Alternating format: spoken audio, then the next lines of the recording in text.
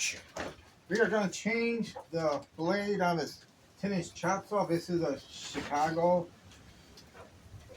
electric. They're all about the same. First, you got to take this little bolt out here.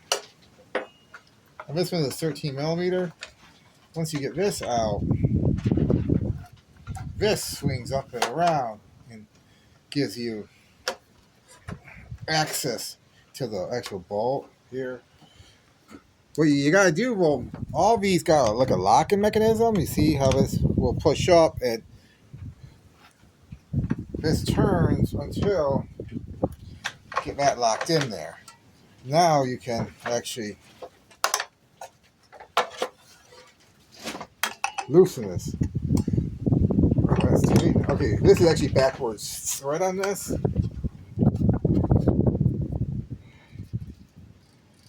Which makes sense. That way there, as the blades turn and it keeps it tight with the backwards threads. That's what we do with that.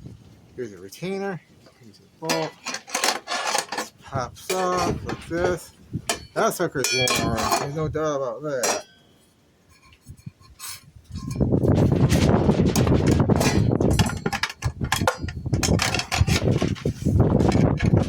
One slides on like that. This, as you can see, is made to go a certain way. Goes on there. This goes on.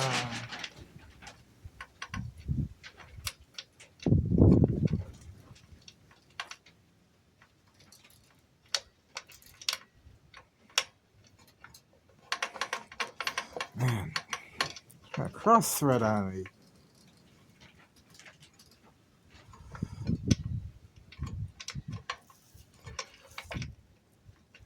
Because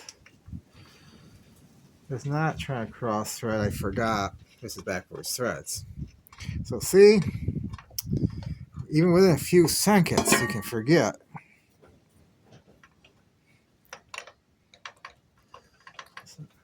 Box end fits better than the open for some reason.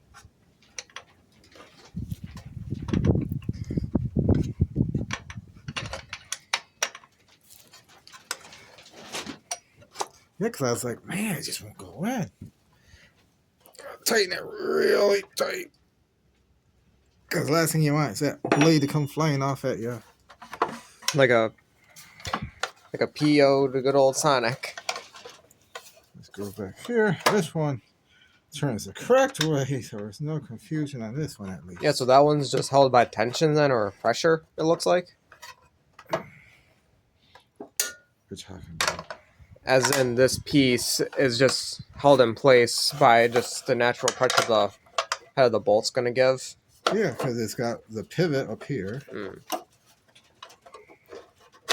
Alright, now this goes on correct. Squeeze it by. Yeah, this holds it on. Because it's got a pivot here. It's got 2 points in it. Yep. And that is your replacement for your. Well, make sure your lock is pulled back out. Sometimes they refuse, and then when you try to start your saw up, your motor tries to burn up. But there you go. Simple replacement of your saw blade.